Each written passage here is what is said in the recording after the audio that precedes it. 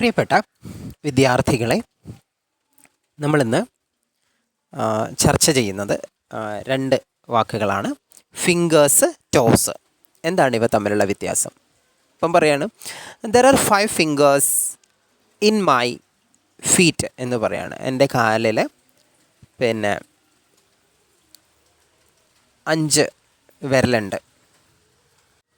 മലയാളത്തിൽ നമ്മൾ പറയുമ്പോൾ നമ്മൾ കാലുകളിലും കൈകൾക്കുമൊക്കെ എന്താ പറയുക? കാലുകളിൽ നമ്മൾ വിരലുകളെന്നാണ് പറയുക, കൈകളിലും നമ്മൾ വിരലുകളെന്നാണ് പറയുക, അല്ലേ? കൈവിരലുകൾ, കാൽവിരലുകൾ. പക്ഷേ ഇംഗ്ലീഷ് ഓരോന്നിനും പ്രയോഗത്തിൽ വ്യത്യാസമുണ്ട്. There are 5 toss in my feet എന്നാണ് പറയുക.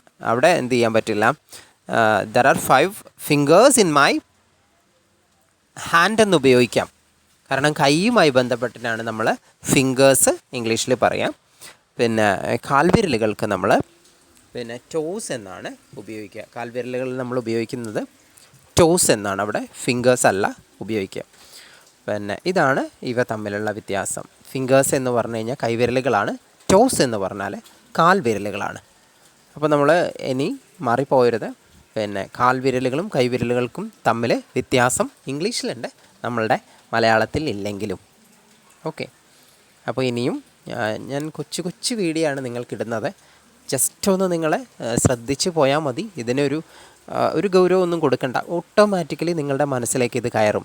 വെറുതെ നമ്മളിത് എന്തായാലും ശരി ഇതിങ്ങനെ ഇരുന്ന് പഠിച്ചേക്കാം എന്ന് പറഞ്ഞൊരു കഠിനമായ അധ്വാനം ഒന്നും വേണ്ട. നിങ്ങളുടെ ലളിതമായിട്ടുള്ള മനസ്സിൽ ഞാൻ ബുധനാഴ്ചകളിൽ ഇടുന്ന വീഡിയോസ് ജസ്റ്റ് ഒന്ന് ശ്രദ്ധിച്ച് കേട്ടുപോവാം, അത്ര മതി. നിങ്ങളതിൻ്റെ ഒരു തല കൊടുക്കേണ്ട കാര്യമില്ല. അങ്ങനെ ഓട്ടോമാറ്റിക്കായിട്ട് നിങ്ങൾക്ക് ഇംഗ്ലീഷ് എന്നുള്ള ഒരു മൗണ്ടൻ കീഴടക്കാൻ നിങ്ങൾക്കാവുമെന്ന് പറയുകയാണ്. വളരെ എളുപ്പത്തിൽ നിങ്ങൾ ഇംഗ്ലീഷ് എന്ന ഭാഷ നിങ്ങൾക്ക് അക്വയർ ചെയ്യാൻ പറ്റും. കാരണം ഞാൻ ഉപയോഗിക്കുന്നത് എന്താ വെച്ചാൽ സന്ദർഭം അനുസരിച്ചിട്ട് എന്തൊക്കെയാണ് കൃത്യമായിട്ട് പ്രയോഗിക്കേണ്ടത് എന്നുള്ള സാധനങ്ങളാണ് ഞാൻ നിങ്ങൾക്ക് തരുന്നത്. ഉറപ്പായിട്ട് പറയും, ഒരു 1 ഇയർ നിങ്ങളൊന്ന് കേട്ട് നോക്കൂ, നിങ്ങൾ ഒരുപാട് ഇമ്പ്രൂവ് ആവും ഇംഗ്ലീഷിൽ. അപ്പോൾ നിങ്ങൾ ഇഷ്ടപ്പെടുകയാണെങ്കിൽ ലൈക്ക് ചെയ്യണം, ഷെയർ ചെയ്യണം, സബ്സ്ക്രൈബ് ചെയ്യണം. നിങ്ങളുടെ കമൻസ് അത് നെഗറ്റീവ് ആയിക്കോട്ടെ പോസിറ്റീവ് ആയിക്കോട്ടെ നിങ്ങൾ കമൻറ്റ് ചെയ്യണം.